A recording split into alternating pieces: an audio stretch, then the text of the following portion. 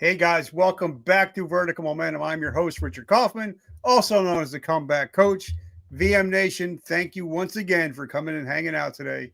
Guys, we're going to be talking about some amazing things, cutting edge. We're going to be talking about mindset, NLP, and hypnotism. What? Are we going to talk about that? Yes, we are. Well, my brother Dom, he's worked with players from NFL, UFC, Olympians. We're going to be talking about mindset and how to become the ultimate you. Dom, welcome to the show, brother. What's going on, Richard? Thanks for having me. I'm excited to dive into this, especially getting to know a little bit about your background before we jumped on you working with athletes and stuff like that. So it's going to be awesome. I'm excited. I love it, brother. And I just want to say thank you for finally coming on. I know we had to reschedule a couple of times we got everything coming on. You got your big event coming up. We're going to be talking about that. But my first question is, because I do have a traumatic brain injury. If I don't ask, I'll forget. Mm-hmm. What is your definition of resiliency? So I would say my definition of resiliency is when you want to quit, you just don't quit. Because at the end of the day, I mean, I don't know. Some people say, oh, I never think about quitting. Or that's not even a thought for me. I don't know how much I believe that. I think that having thoughts of quitting are normal thoughts, but it's what you're going to do with those thoughts in that moment. Are you going to succumb to those thoughts? Are you going to let overtake you? Or are you just going to keep going and just keep going and keep going and keep going? So that would be my definition of resiliency is you just don't quit. Even if you want to, no matter how bad that little voice in your head is telling you to, or your body wants to, or whatever, you just keep trucking. I love it. Dave, thank you so much. Thank you for checking us out. Thank you for hanging out. Love you, brother. All right, so let me ask, we're going to hop right into it. You know, me and you, we've both worked with players from NFL. I've worked for players in MLB, Major League Baseball, Lennox Lewis, professional wrestlers, Olympians. They're different people. They're different animals. Their mindset is like they're like Navy SEALs. They're like Delta Force. You're going to have to kill them before they quit. Mm-hmm. So before we even get into that, let's get down and dirty. Tell us a little bit about where you come from, where did you grow up, and how did you become the force that you are today?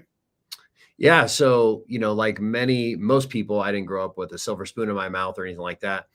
My parents were in high school when they had me. So my mom was 15, my dad was 17. And then my mother's mother had her when she was 16. And then my great grandmother had her first child when she was a teenager as well. So I know I look like a white boy, but I'm actually half Mexican, as you can tell with having teen parents for 3 generations. It might even go back further. I don't know.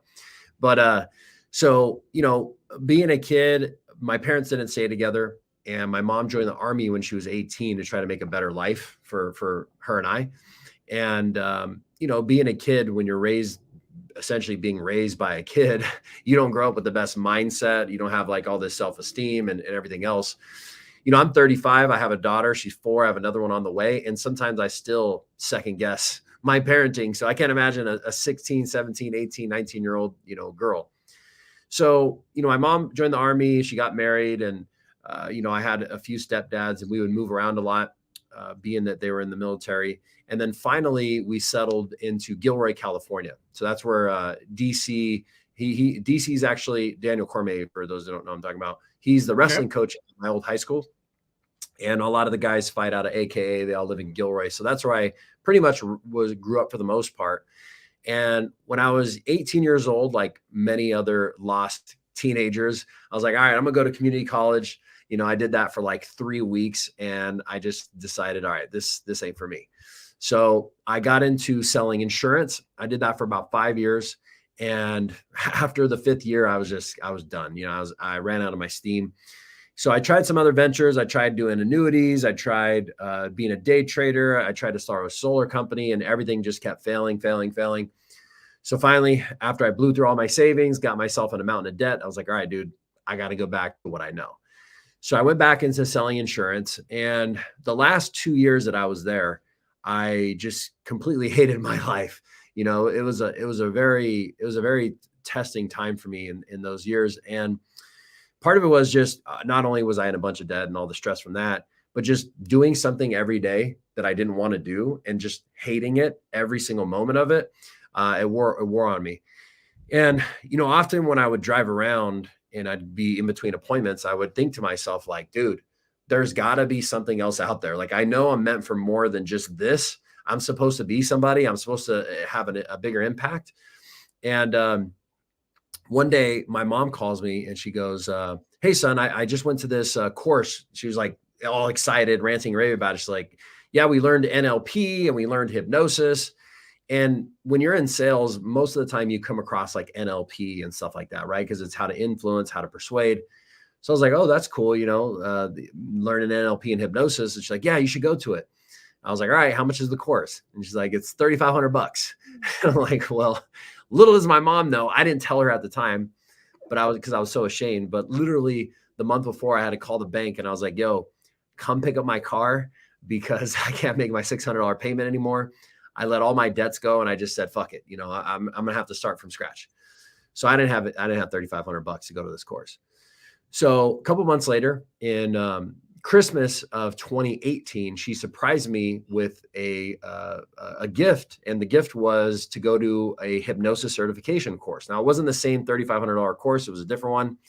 And so I was like, all right, that's cool. I'll go to this hypnosis course and maybe clear out some of my bullshit so I can finally start having success in insurance.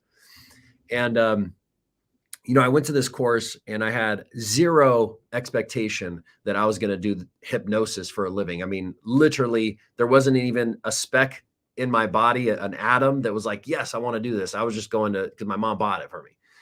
So I went to this course and in those 2.5 days, I shifted so much as a person. Like I literally, when I went in a certain Dom and I came out Dom 2.0, like I walked different. I talked different. I felt different. I looked different. I was just a different person. And when I got out of that course on a Monday, I said to myself, I was like, you know what, Dom, all those years you would drive around and think there's got to be something else. I'm meant for more. I'm supposed to be doing something different. I said, this is it. This is the thing I've been thinking about. I just didn't know what it was. I said, this is what I've been put on this earth to do, is to help people feel like I feel right now in a very short amount of time. So I made a decision. I said, hey, I'm going to transition over full time from doing insurance to doing hypnosis. I'm going to give myself 6 months. If 6 months from today, if I really work at it, I could do it. Right now, I didn't even care if I made the same amount of money. I was just happy if I could pay my bills. At the time, our bills were really low because, again, I got myself in a lot of trouble. So we had to like live in a shitty apartment, drove one car, that kind of thing.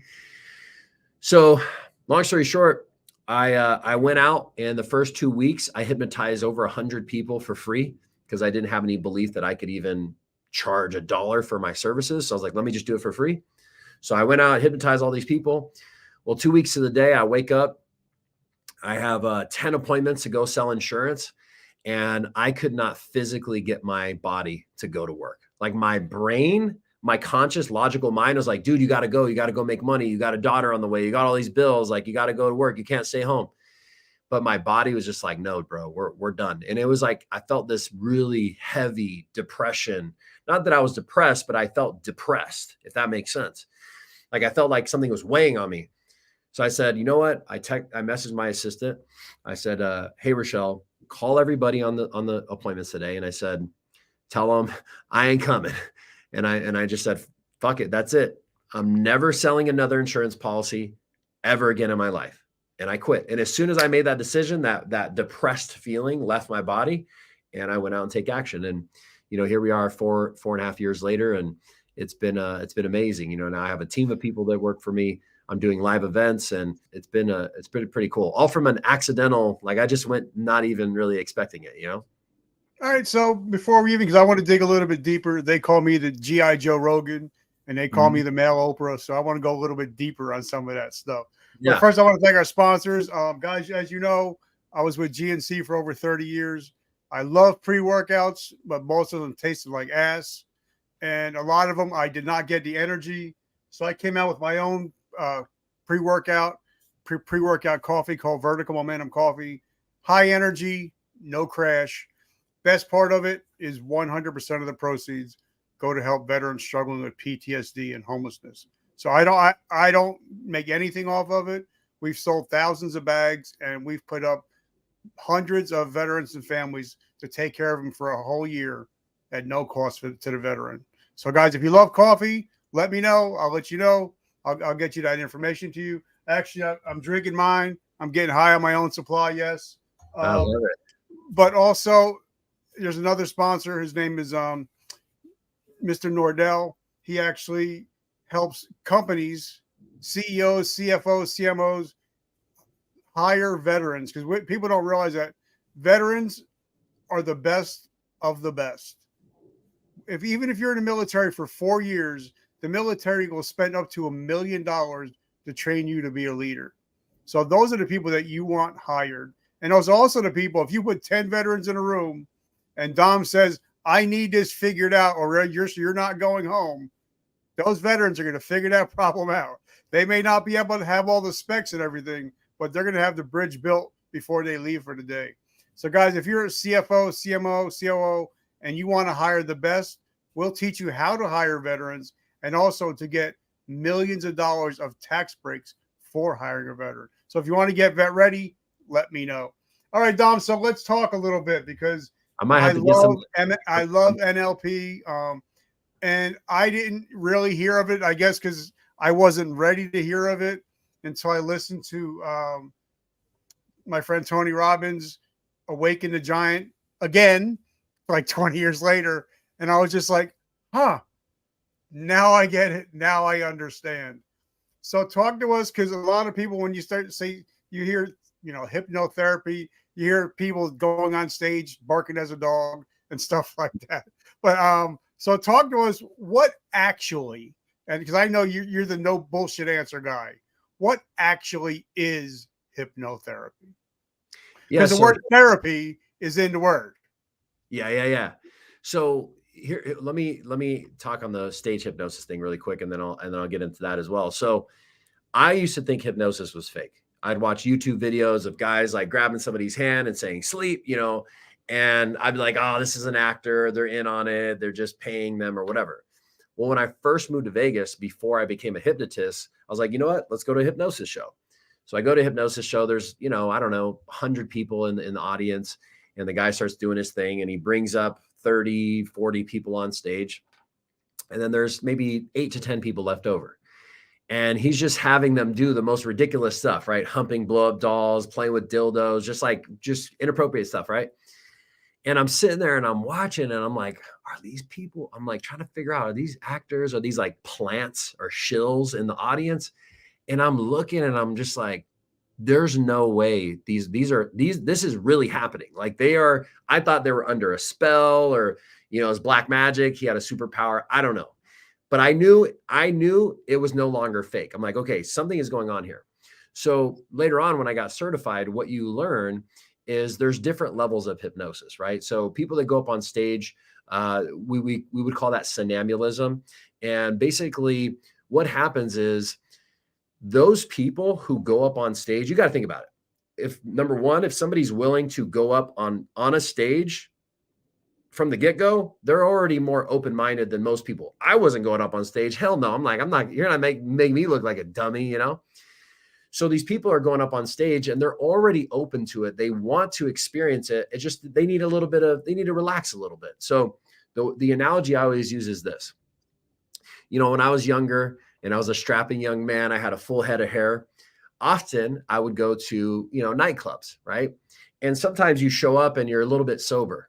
And you're sitting there and you're kind of like, you want to talk to the girls, you want to go dance, but you're just like, you're afraid, because your logical mind is like, no, you're going to look like a fool. Oh, she's going to turn you down. Oh, right? Well, what happens after 2, 3, 4, 5, 10, 12 drinks? Suddenly your conscious mind is checked out. You're not even thinking about that. And you're the life of the party. You're dancing. You got all the girls around you. So what happens with hypnosis is a very similar thing. It's like, you want to do it, but your skeptical mind is like telling you not to. So through hypnosis, it relaxes you to a point where you're like, I don't care anymore. It's kind of like having those drinks where you're like, okay, I'm going to open up and do what I want to do. So that's what you're seeing when you see a stage show.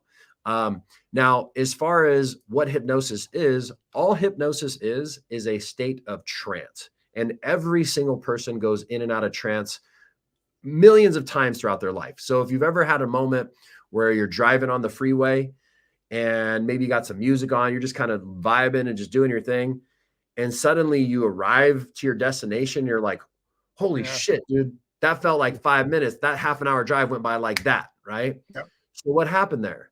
Well, what happened is you went into a trance, and one of the symptoms or one of the signals that you're in a trance is losing track of time, right? Feeling like 8 hours was 2, or 20 minutes was 5.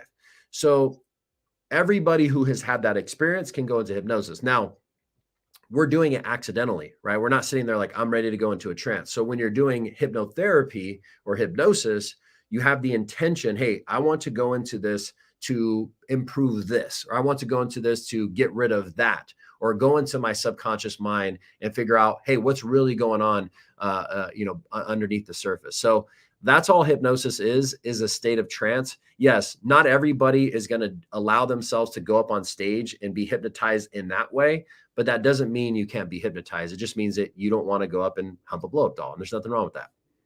Okay, so now, like, I had one of Tony Robbins's first partners ever come on the show, and he says, a lot of people that go to Tony's shows, 97% of them are just going to end up going to the next show because they don't see any real change. Mm-hmm. So when a person leaves from a show like that, if they were being on the stage, is there a change in a person, or was that just a one-time event? The hypnosis show? Yeah. Yeah, it's typically, well, see, a hypnosis show is more for entertainment. It's for fun, right? So they do the thing.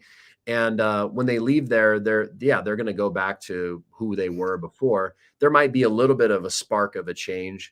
Now, when it comes to like what you're saying with people going to these shows and then they get a little bit and then they don't, a lot of times it's because you're not really working with their belief system at a subconscious level. So here's what happens a lot when people go to seminars, read books, listen to audios, and this happened to me for many years. Okay. You're listening to a speaker, or you're listening to an audiobook, you're reading a book, and you're taking in information. And this information is being filtered based off your belief system. So when you're taking in this information, hey, you could be successful, you could be a millionaire. Well, in the back of your mind, your subconscious mind is either saying, yes, that's true, or no, that's not possible for you, or you're not good enough, or you don't deserve it, or if you become successful, people aren't going to like you. If you become successful, people are going to be jealous of you, or whatever. And if your subconscious beliefs don't align with the information you're taking in, it's almost as good as just not even knowing it at all. So what ends up happening is, again, these people are receiving all this information, but because their belief systems hold them back, they don't actually act upon it. So that's where the power of hypnosis comes in, is because we can literally find out what is the block, what is the belief that's creating this filter that's not allowing you to accept the suggestion, and then remove it. And I have a very interesting story I'll tell you here in a moment about that. But that's why people don't change, is they're just receiving a lot of information that doesn't align with their beliefs, so they don't believe that they can do themselves. Well, like one thing, like I said, I've gotten so deep into mindset in the last year. But something I caught the show Quarterbacks with Patrick Mahomes and the quarterback for the Vikings, Kirk Cousins, and it's amazing. Out of all three quarterbacks, the oldest guy was the guy that worked on his brain more and his belief systems more than the actual football part. Mm-hmm. And it's amazing how people can be successful when you especially when you start using your brain a lot more. Because like even Kurt says he goes to a sports psychologist every day to get his mind right. He's like, if my mind's right, my body's going to be right. So talk about the mindset, because I love it. And we're going to get real, I'm cracking out about this stuff. I love the mindset of an athlete, because when I worked with Lennox Lewis, he was the most amazing dude. I worked with The Undertaker, Triple H, those guys, their mindsets are totally different than the average. And I think they work on their minds almost or more than they do actually their bodies. So talk about that mindset. Yeah, I mean, look, at the end of the day, your mindset is everything. And you see it all the time, people who are physical specimens, or they have the talent, but then something is off, right? Or even a professional athlete who does really, really well, and then suddenly they're on tilt, right? Or they have the yips, or they can't hit a ball to save their life, or they keep throwing interceptions. It's not about their body, it's about what's going on in their head. And many times when that stuff happens, it's your body. The reason why your body's all messed up is it's trying to send signals to your mind. So I'll give you a prime example. This might sound a little bit crazy. So maybe almost a year ago now, my fiance, we retired her, right? So now she's a stay-at-home mom. And what's interesting is within the first couple of days of her being like, okay, I'm really done with working now. I'm a stay-at-home mom. Within the first couple of days, these events transpired. So she grabbed this horse. We have this stuffed animal. My daughter's 4. She loves the little stuffed animals. And she just threw it down our stairs. And when she threw it down our stairs, it hit, we have little planters, plants on the stairs and planters. And it broke the planter, just crashed everywhere. I'm like, what made you think that was a good idea, right? So then, as later on in the day, she's leaving the house and she does something and boom, she spills her coffee in the laundry room. Okay. Then she goes out and she forgets, she puts a glass Tupperware thing on the back of our Jeep, pulls out, and then the glass Tupperware goes flying. Then she comes back later on, she spills her coffee again later on in the afternoon. And then she stubbed her toe, I want to say 2 or 3 times. Now, this is all happening in like a day and a half time frame. So I'm sitting here observing all this. I'm like, you are chaotic right now. There is something going on in your head. The reason you keep messing all this up is because your subconscious mind is trying to tell you something. Remember, the subconscious mind controls the body. So when our body starts acting up, it's a signal. So I said, okay, we need to figure out what's going on. Lay down. So I lay down, I do my little hypnosis thing on her, and we start talking to her subconscious mind. Like, hey, why are you just crashing everything? Everything's breaking around you. What's going on? And she goes, I just feel really guilty now that I'm a stay-at-home mom. You're paying all the bills and this and this and that, and I just don't feel good about it. And then we go back to like her childhood stuff and stuff that happened with her parents and why, and we clear it out. Guess what? How many times do you think she spilled her coffee since then? That was 9 months ago, 10 months ago. Not once. How many planters has she broke? Not once. How many times has she stubbed her toe? Not once. So when you're seeing athletes have issues like that, it's always something in their subconscious mind that's screaming at them, hey, and it might not even be related to the sport. It could be related to their girlfriend or their mom or their whatever personal stuff they got going on. So yes, it's very, very important for people, like you said, Kirk Cousins sees a psychologist every day to make sure that you're clear and focused on the outcomes that you want. And like I was watching, I think it was on 30 for 30 with Tito and Chuck. And once Chuck started thinking about retirement, is when he started getting knocked the fuck out. Yeah. Before he had never thought about retirement, his chin was steel. But then as soon as he started thinking about, well, maybe it's a time to retire, that's when he just started getting glanced on the chin and started getting knocked out. So is that something you're talking about? 100%. So what I would guess, obviously I don't know the guy, but you see, when we start to think about certain thoughts, it'll manifest in our lives in one way or another. I don't mean manifest like law of attraction necessarily, but it'll show up. So if you start thinking about, hey, I want to retire, and you're conflicted, you're like, I don't know what to do. A lot of times your body's going to be like, okay, we're going to help you make that decision. Here you go. You get touched on the chin and we're going to make you go lights out so that we can speed up that process to get rid of this conflict that's within you. So I would not be surprised if that's what happened. And look, many times, I'll tell you an interesting story. Okay. So this is how we can really understand what I'm saying here. So I'm a purple belt in jiu-jitsu, right? And about almost 3 years ago, I was training and was perfectly fine. And just randomly my knee started hurting. I'm like, what the hell? Did nothing crazy, just a little, did one move and okay. So I'm like, all right. So I let it heal for like 6 weeks. Felt fine, came back, started training a couple days, came back again. I'm like, damn. So this happened. I let it heal for 6 weeks, 8 weeks, come back, it still hurt. So about 8 months later, I go to this training course to learn more about hypnosis, mindset, whatever. And this lady's explaining how we will unconsciously create disease, illnesses, injuries, and all these other things because of something in our head, right? So she's talking and she's telling all these stories, and I raise my hand. There's like 70 people in this training, and I raise my hand because I'm super skeptical. And I go, hey, I've had this jujitsu injury for like 8 months. And I go, it was an accident. I didn't manifest this in my life. Like, it just accidentally happened. And she goes, oh, don't worry. She's like, you'll see when we get to the part where we do, it's called a breakthrough. I was like, all right. So we partner up and we go through this process. And this is the process that I take my clients through, right? Whatever it may be, not necessarily injuries, but anything. So this lady starts asking me these questions as I'm in this hypnosis. And this is what I discovered. In September of 2019, I had my daughter, right? And leading up to that point, I was training, 5 nights a week, two classes a night. And for those of you who train, that's like 4 hours, 5 hours of your life. So I'd literally work all day, go straight to jujitsu, come home, I'd be dog tired, hang out with my girl for a little bit and go to sleep. Well, when our baby was born, I kept training like that, right? And probably not the best thing for a dad to have it with a newborn. So what was happening, and I didn't realize this at a conscious level, but every time I would go train, I would feel guilty. I'm like, damn, I should be helping my girl. But then if I didn't train, I would feel guilty as well. Like, oh man, I got to train. Like what, I can't. So I was stuck in this guilt kind of conflict.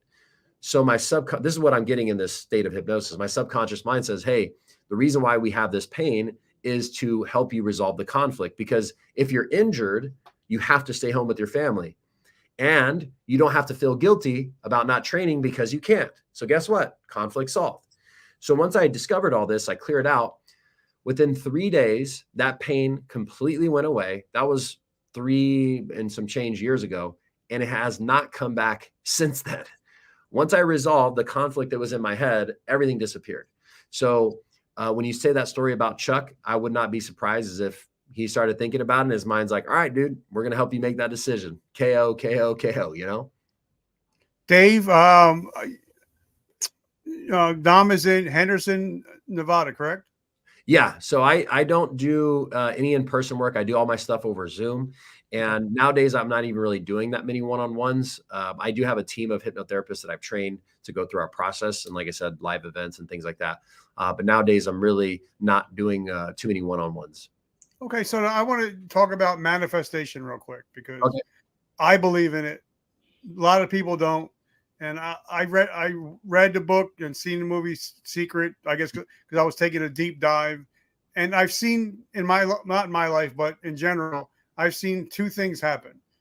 When I lost my vision about 3 years ago, and my dad was dying of pancreatic cancer, my uncle died of pancreatic cancer. I'm thinking, okay, here I'm going to die of pancreatic cancer. And I was actually sick with pancreas problems out of nowhere because I'm thinking about, okay, my dad's gone, my uncle's gone, I'm going to be dying of pancreatic cancer. Thank God I don't have it. So I manifested that. But then I put out a post today, like 6 months to a year ago. I'm a big NFL guy, and Travis Kelce was manifesting, actually dating the girl he's dating right now, Taylor Swift, dancing to her song in a club a year ago. Now he's actually dating her. So I believe that manifestation can either work in a positive way or it can work in a negative way. What are your thoughts on manifestation? 100%. We are manifesting all the time, whether it's things that we want or it's things that we don't want. And you're absolutely right. When you started thinking about, hey, pancreas, this and this and this, suddenly it starts coming to you, right? It's interesting. I heard this clip on Hulk Hogan was on Joe Rogan, and Hulk Hogan starts talking about The Secret. And he's like, yeah, man. He's like, I went through divorce. My wife left me for a young guy and I was just in a bad place. He's like, so I found, I started listening to The Secret. And he goes, I programmed my car so that every time I turned on my car, The Secret was playing.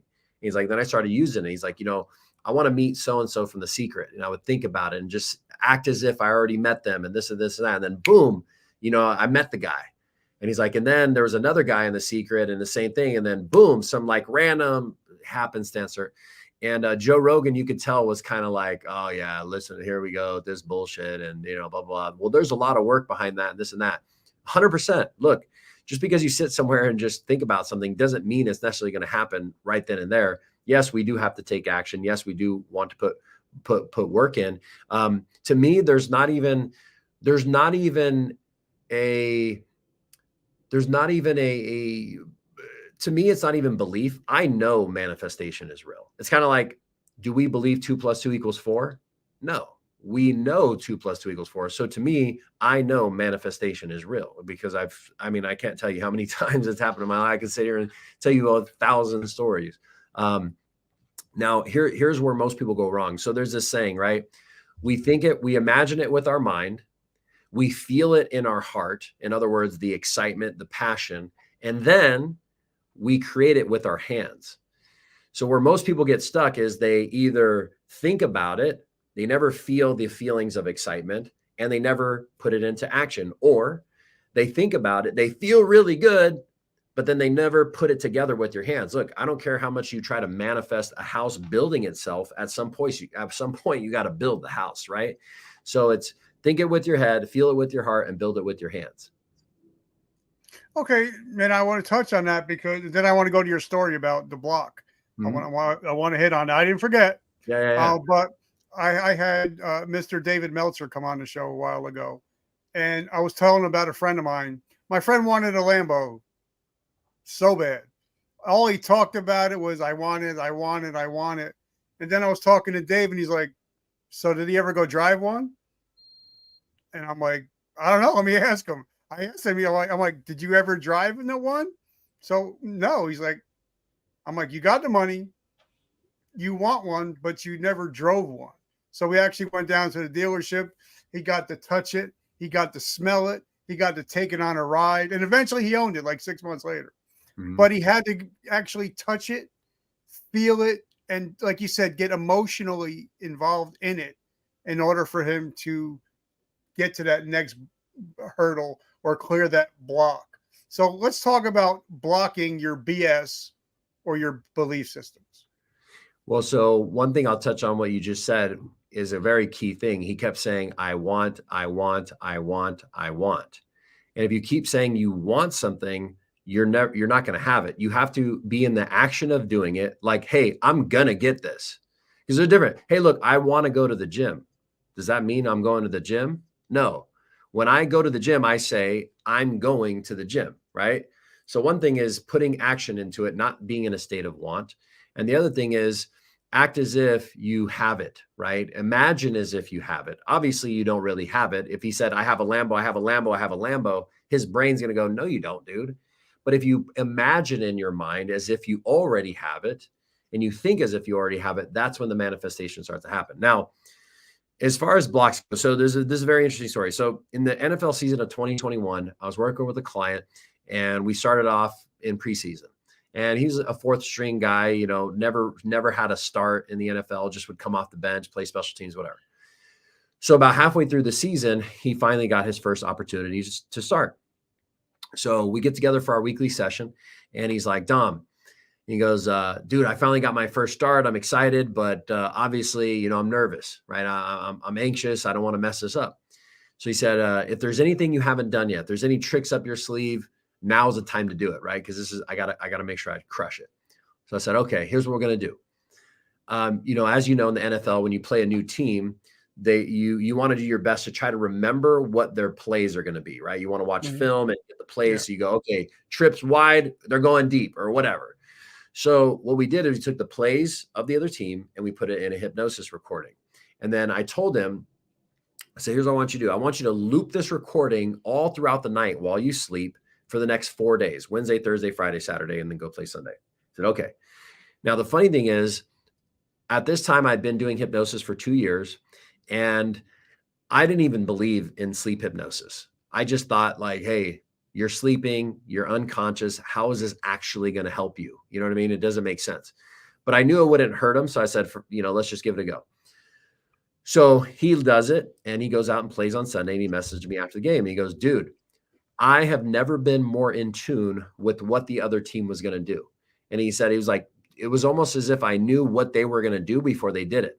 So I was like, all right, I guess it worked, right? There is something to the sleep hypnosis thing. So a month or so later, I had the thought in my head. I'm like, let me try this sleep hypnosis thing. Let me do it for creating abundance, manifesting money, right? So I found this video and it had millions of views and thousands of comments. And I started going through all the comments, and there's literally just hundreds of people, comment after comment after comment, just like, dude, I started listening to this video and I made 10 grand this week. It's the most money I've ever made in a week in my life. Or, these deals are closing. I got a raise. I made $500. I found $100 on the ground, whatever, right? All these stories. So at first I thought it was bots. I was like, there's no way that it's working for this many people. Like that just seems unrealistic. So I investigated. I'm like going to people's pages. Like, is this a real person or is this some like Indian account or something? They were all real people, real YouTube accounts. So I'm like, all right, fuck it. Let me give it a go. Right.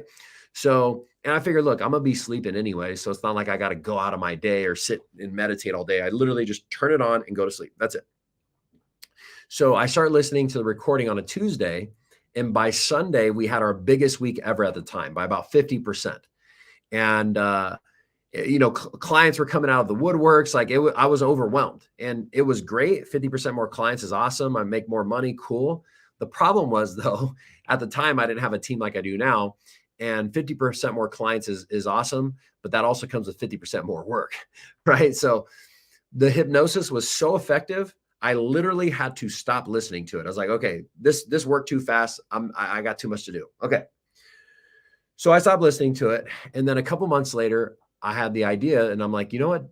Why don't I just create my own sleep hypnosis? I'm a hypnotist. I know how to put people in hypnosis. All I have to do is figure out the technology to make it 8 hours. So I create this sleep hypnosis. I put it on my YouTube channel. I put it on my Instagram. I start giving it away to people.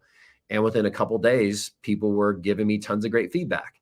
People are like, dude, deals are closing. I'm making more money. Freaking my appointments are booking up, raises, the whole thing. Right. But then other people were saying that when it got down to the affirmation, that it sounded like the file was corrupted and they couldn't understand it. It sounded like it was in a different language. So my initial thought was, okay, maybe I messed something up. Like I made it on my MacBook on iMovie. Maybe it's like Android people. It's not mixing with it, or maybe they have to update their phones. I don't know. I just thought I screwed it up, right? Or their phones need to be updated. So I left it at that.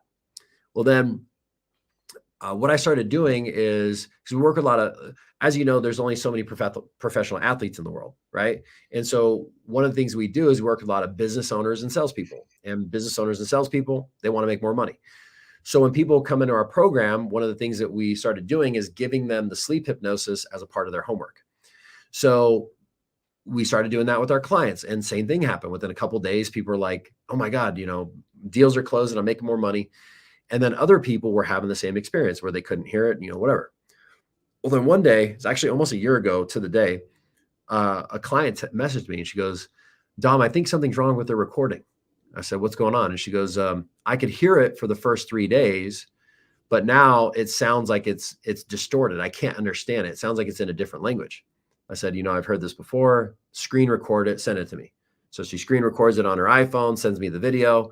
I play it, and I can hear it perfectly fine. I'm like, I don't know what you're talking about. I can hear it normal. So about an hour goes by and she messaged me. She goes, Dom, I think I'm going crazy. I said, what's going on? She goes, you're not going to believe this, but I just showed my partner your recording. We're in the same exact room listening to the same exact thing, and she can hear it perfectly fine, but I can't understand a word. And she said, it just sounds like it's in a different language, like Latin or something. So I'm thinking like, what the hell is going on here? How is it that the first 3 days she could hear it as clear as day, and now she can't hear it, and she's showing it to somebody else? The other person can hear it, and she's not processing it in her brain. So I said, okay, I don't know what's going on. Let's talk about it in our session. So we get together the next week, and I got to see it for myself, right? I'm not just going to believe anything that anybody says. So I share my screen on Zoom. I hit play, and sure enough, I can hear it as clear as day, and she can't understand a word. She could read the words on the screen. She could read the captions. She knows what it's saying visually, but auditorily, it wasn't processing. So I said, okay, I just went with my instincts. I said, okay, if her brain is not letting her accept this, she must have some type of fear or something around the affirmation in the recording. So her brain must be afraid, right? So what we did is piece by piece, we went through the affirmation. The affirmation is, I know everybody watching is probably thinking, what is the affirmation? It's large sums of passive money come to me easily and quickly from multiple sources on a consistent basis, and it's in the best good of all. I can keep, save, invest the money, or give the money away. Whatever I decide to do, I can do it happily. That's the whole thing. So we went through the first part, large sums of money. And we asked her subconscious mind, why are you not letting me hear large sums of money? And her subconscious mind said, well, because I'm afraid if I get the money, I'll blow it. I'm afraid if I get it, I won't know what to do with it. I'm afraid that when I become really successful, my friends and family will be jealous of me and I'll get like ostracized. She was also afraid that, hey, if I get all this money all at once, I'll be arrogant and cocky and I'll treat people like crap. And she had all the other belief, right? Like, I have to work really hard to make money. It can't come easy. It has to be a struggle. She also believed, she was feeling guilty. Like, well, if it comes really easy to me and I make all this money, I feel guilty because there's people in the world that are struggling. She was also afraid that when she became successful, she wouldn't be happy, that she couldn't handle multiple sources of income, all these things, right? So like 8 or 9 beliefs that are blocking her from receiving this. So one by one, we go through, we clear it out, and we go into like your childhood or your genetic trauma. We find out where it is. We release it. Cool, cool, cool. 45 minutes later, I play the recording. She can hear it perfectly fine again. Now, this gets even crazier. So I have a group that I do on Mondays. There's, 50, 60 people would do calls. I'd talk about different stuff, whatever. And I told my group about this. I'm like, man, the craziest thing happened. This lady told the whole thing, and a couple other people are like, no, dude, the same thing happened with me. So I got together with those clients, same thing. They can't hear it. We clear it, then they can hear it perfectly fine again. Well, then a couple weeks after that, I had clients create their own affirmation in their own words, using their own. I didn't help them with anything. I just said, hey, this is how you do it. Create your own, whatever. I'm successful. I'm confident, whatever you want to do. And people created their own affirmations in their own voice. And within a couple of days of listening to their own affirmations, they couldn't even understand their own words in their own language. Now it gets even crazier. Okay.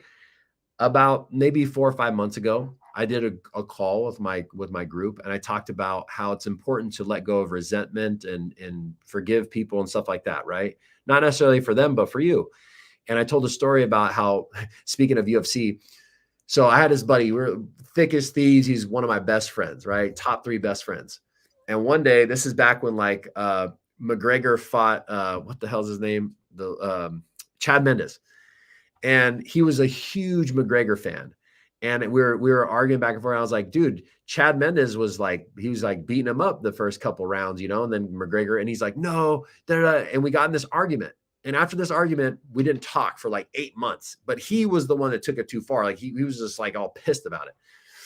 So I told this story, and he ended up dying like 8 months later. He died from a GHB overdose. So I told this story about how he ended up reaching out to me like, bro, my bad. I overreacted and and then we hung out, and then we got to hang out before he died. Basically, I said, look, if he hadn't done that, I might have lived my whole life like wondering, damn, that I really let that, I was really going to be pissed over something stupid. So anyways, I tell this story about how he died and the whole thing. Well, later on that week, I jumped on a call with the client. She goes, Don, the craziest thing happened to me the other day in your group call. I said, what's going on? And she goes, while you were talking, I could hear you perfectly fine. And she goes, up until the point where you started talking about you picked up the phone and your buddy told you the news that your buddy had died. She goes, for the next 20 minutes, I couldn't understand anything you were saying. And she said, it sounded like you were underwater and you were talking. She's like, I literally couldn't process it in my brain. She goes, not only that, when we started the call, my phone was at 100% charged. And after about 20 minutes of me listening to you, blah, blah, sound like this, blah, blah, blah, she's like, I passed out. And I woke up like a few minutes later and my phone was completely dead and I had fallen asleep. So I share all that because many of us are blocking ourselves we don't realize it. On a logical level, we want that Lambo, we want that relationship, we want that body or whatever. But at a subconscious level, there's things that are blocking us from receiving it or taking the action necessary to achieve it. And this wasn't a fluke with a couple of people. This has literally happened to hundreds and hundreds and hundreds of people. Matter of fact, if you want to test this for yourself, you can go to your app store, go to Google or Apple Store. I have a free app you can download. When you download the free app, you can actually get access to the sleep hypnosis recording I'm talking about, and you can give it a go and see what happens. But again, this has happened to hundreds of people within the past year. So that's how much our brain will block us. And I believe that but I also believe, like for me, I know when I used to go to sleep, because for some reason I'm addicted to the show Air Disasters. I don't know why, but every time I would fall asleep listening to it, I'd be having dreams about air disasters. Mm-hmm. So what I was listening to a book by I was reading. I had two books going at one time. It was Robert Cialdini, and then I was also listening to I don't remember the guy's name. He coached. His name is Tim. He coached Kobe Bryant. He coached Michael Jordan. Glover or whatever. Tim Grover. Tim And Grover. he kept saying, "Are you a cleaner?" So what I did, I started doing is before I went to bed at night, I went and I bought, I think it was NBA 2K3. And before I go to bed every night, I make sure that I play basketball and I dominate the game. So this way I go to bed thinking, all right, I'm a cleaner, I'm a winner. But I know it's silly, but also something that's turned my life around is I live in gratitude. Mm-hmm. Like when I go to bed at night, I thank the Lord for giving me another day. I also say 3 things that I'm grateful for that happened to me that day. And then if I wake up in the morning and I could see something because I lost 80% of my vision 3 years ago, I say out loud, Lord, thank you. It's going to be an amazing day. So I go to bed with gratitude and I wake up with gratitude. And I think that the world, the universe, whatever you call them, I call them God. The more you're grateful, the more things you can have. Like if you're a father, like you're a father of a 4-year-old, I got a 21, a 20, and 11-year-old. If my kids are grateful and they say, I'm grateful for what you do, thank you, Daddy, you want to do more. Yeah. But if you had that kid that just doesn't appreciate anything, you don't want to give it anything. And I think that's what the universe does also. What are your thoughts? Way to put that. That just makes, I agree with you 100%. But the way you said that, it solidified that more because I'm thinking about times where I leave the gym and I hold the door for somebody and they don't say thank you. I'm like, you motherfucker. You couldn't even just say thank you for me it wasn't like I just opened it. No, I opened it and I held it and and then you just walk by. I'm like, I'm thinking in my head, next time I see you, if you are ever walking behind me, guess what? I might even close it a little fat, just slam it on you because you're not being thankful, even for the small things. So, wow, that really, because there's always the theory, right? Of like, hey, when you're in gratitude, more stuff comes to you that makes you grateful. But what you just said hit it right on the head. When somebody says, thank you, oh my God, I'm so grateful for you. You're just like, all right, I'm going to give you more. But if you give to somebody and they don't say they're grateful, you don't want to give them anything. So that's man, thank you for sharing that. That was profound for me right now. And talking about manifestation again, like every morning when I get up, I do my things in my house. I call them my chores, but like I wipe down the kitchen, I take out the garbage, whatever. But when I'm wiping down my kitchen, I'm saying, thank you, Lord, for the kitchen that I have. But thank you for the beach house that's coming. Mm-hmm, mm-hmm, mm-hmm. And I picture every day me sitting on the porch with my cousin, looking at the boat of the beach house. But I have the feeling, but I'm grateful for what I have, but I'm grateful for what is coming. Mm-hmm. So talk about that also, appreciating what you have, but also know there's more coming. Yeah. So I'll touch on 2 things. One is, so a lot of athletes, right? They come to me and they're very angry and they're very, they're just aggressive, right? And so there's this, I don't know what you would call it. There's a lot of people that say, oh, anger is good for you. Anger is this and anger is that. And so I'll put them to the test. I said, okay, let's test your anger and see how powerful you are when you're angry. So people at home, you could do this later. Take a weight, a good size weight. You can lift it in any manner. You could press it, you could curl it, whatever. And when you're about to lift the weight, I want you to get mad. Think about something you're frustrated with, you're angry about, whatever. And when you feel the anger kick in, pick up the weight with all your strength as much as you can. Cool. Then come back, reset for 10 seconds, breathe, get the anger out of you, and go back and look at that same weight and go through everything you're grateful for in your mind. I'm grateful for this pen so I could write down my goals and dreams. I'm grateful for this cup so I can drink pure water or coffee in this instant. I'm grateful for the computer, everything. I'm grateful for my family, I'm grateful for AC, I'm grateful. And once you feel the gratitude kick in, you pick up the weight with the same exact maneuver and you lift it with all your strength, and you will be way more powerful when you're in gratitude. And you can test this. And I just did my live event. We had 100 people there. I brought a guy up on stage. I said, hey, we stuck out his arm like this. I said, I want you to get mad, get angry, get into that state. And I grab his arm and I push it down, right? And he's fighting it a little bit. It's good.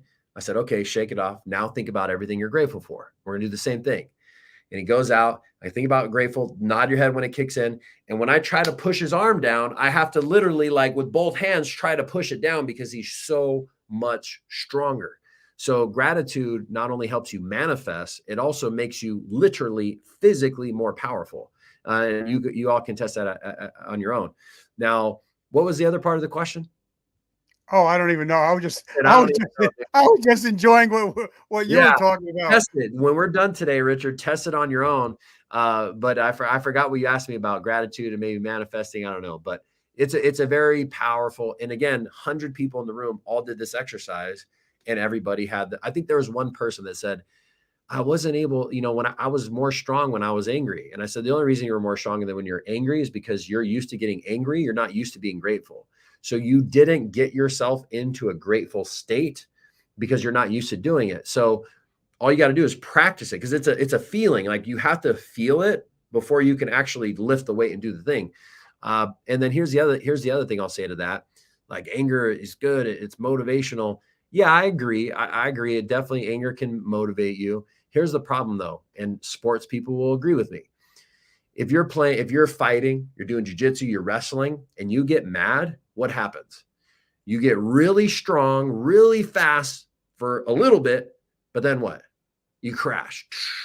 So it's this burst of motivation, but it's very short-lived because your body can't sustain that. Now, I want you to also think about this. What will you do more for? Will you do more for the guy that pissed you off? Like, oh, I'm going to show him, I'm going to prove to him I can do this. Or would you do more for your daughter that you love? I'll tell you, I know the answer. I'll do way more because I love my daughter rather than because I hate some other person. So that to me is proof that love and gratitude is far more powerful than anger and hate and all that kind of stuff. Now, talking, from a military perspective, you'll never see a mad sniper. There you go. They always have to lay down. They're just cool, calm, and collected, right? Get their breath right, get their mind right. So, and then you get the guy you always see in Rambo and stuff, just praying and spraying, and gets knocked out by the sniper. But also, I fought a couple of times. I got my ass kicked in the cage. But if I was going to fight a guy that was very angry, I was happy. 100%. I'm like, because it's like, okay, now it's a chess game. You're playing checkers. I'm playing chess. You're going to make a mistake because you're angry and you're not thinking. Every single time. I actually had a mentor of mine who was a Navy SEAL for many, many years. He's in the CIA, all this stuff.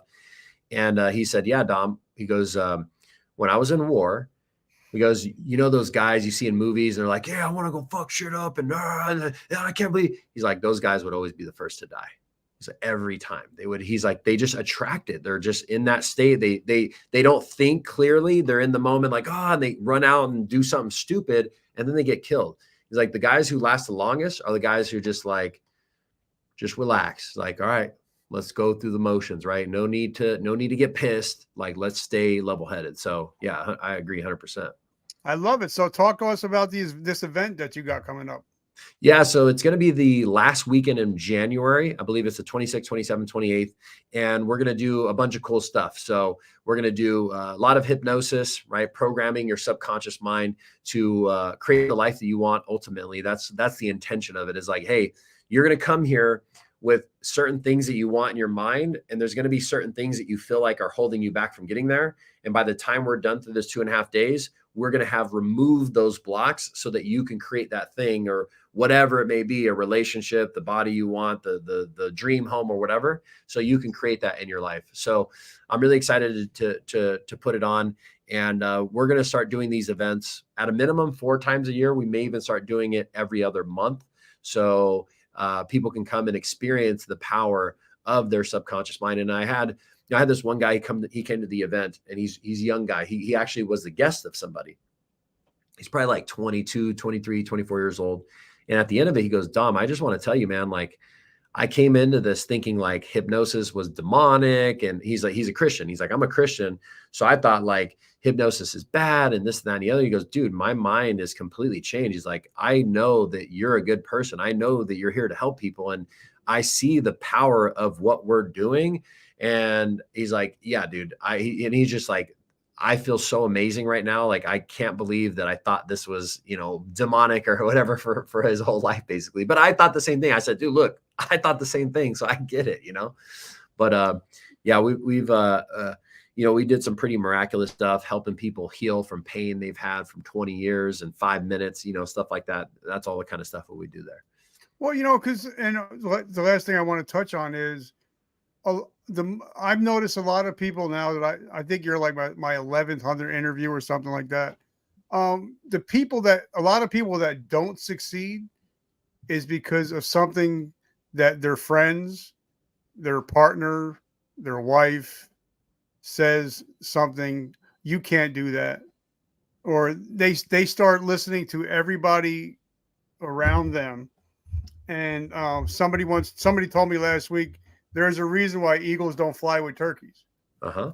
So you have to, even if you're trying to manifest things, if you're not around the right people, or if you're around negatively influencing people, then you're not going to get anywhere. Because I was told by a friend of mine, he said, if you're hanging around with 5 millionaires, guess who's going to be the 6th?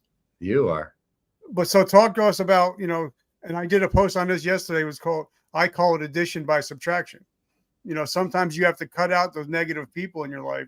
Doesn't mean you don't love them, but like, I don't have enough bandwidth to take your negative energy. I need all that positive energy I can get. So talk about that a little bit, the addition by subtraction. Yeah, man, it's probably one of the most important things, if not the most important, is who you're surrounded with in your environment, right? If you're surrounded with complainers all the time, you're going to start to complain yourself. And then before you know it, your life's in shambles. If you're surrounded by winners all the time, who are problem solving, who are getting better, who are encouraging you, you're going to naturally raise up to that level. And so, I actually, when I first moved to Vegas, that's kind of what I did. I lived in San Jose. I kind of got into like drinking and partying too much with friends. And so I was like, dude, I gotta let this go. And I feel like if I stay here, I'll still be tempted. It's kind of like, imagine an alcoholic that lives across the street from a liquor store and he's trying to be sober. That ain't going to last very long. Let's be honest. Right. So it's the same thing with me. I'm like, if I stay here, if I stay in the vicinity of the temptation, I'm going to get stuck. So I literally, it's bad when you move to Las Vegas to get away from partying. You know what I'm saying? Like, it must've been really bad. So, nowadays it's like, I am very, very selective with the people that I hang around with. Like, I just don't want to hang around with anybody that has a loser's mentality and look, not everybody has to be a millionaire. Not everybody has to be super successful. You have to, at least at the bare minimum, have the wantingness and the willingness to do it, and in the action behind it. Wanting something, everybody wants to be a millionaire, but are you willing to, and are you doing it? So those are the type of people I surround myself with, people who are winners, and it just breeds more winning. Okay, so by the way, I just want to say, I was watching your IG channel today for like, I just kept going back video to video, and you actually had me laughing out loud. The one you were talking about trying to hypnotize your wife. I was, Uh-huh. I was Oh, his. That, that was in your so. house? That Yes, one? that was Yeah. so classic. So talk to us about how do we find your IG channel? How do we find you, and how can we support your mission? Yeah. So if you go to Instagram, it's just dom.the.hypnotist. YouTube is Dom the Hypnotist. Not Snapchat. What's the other one? TikTok is Dom the Hypnotist. I don't post too much on there, but mostly you can find me on Instagram and YouTube. And follow me, shoot me a message. There's also links on there. People want to book consultations. You can also come to our live event. I actually do right now every Saturday morning at 9 o'clock in the morning. I'm doing a free live hypnosis session where I actually demonstrate it for people, help them break through their barriers or limiting beliefs. And then on Tuesday nights at 6 p.m. Pacific Standard Time. So Saturday, 9 a.m. People can register for that. You just got to go to my Instagram. I forget the freaking link off the top of my head, but we got so many of them. But yeah, shoot me a message. I love to connect with people and get to know people. So tell me about that free app you were talking about. Oh yeah. So if you go to the App Store, the Google Play or the Apple Store, and you just type in Dom the Hypnotist, it'll pull up the app. You could download. It shows like it's a white background. It actually has this logo on it, so that's how you know you're at the right one. I don't think there's too many Dom the Hypnotist apps, but you download it and you can create a free account, and it'll give you access to the sleep hypnosis, the manifestation of money, and you just start listening to it, and then we'll see if people get blocked or they don't. Not everybody does, but it's a lot of people. Start listening to that. And look, it's not people that are just broke and don't have money. It's people that I have clients that are multi-millionaires worth 20, $30 million, and they'll start listening to it. And then their brain blocks them from hearing it because for one reason or another. So yeah, go check it out. You guys will love it. And leave me some feedback as well. I love to hear people's I feedback. love it. So Dom, thank you so much for we finally got together. I could just jam and talk with you all day long. You too, my man. Hopefully we could do this again. Hopefully I'll be able to get out there in January. I think that would be great because I would actually love to go see Randy again and talk to him. Where are you at?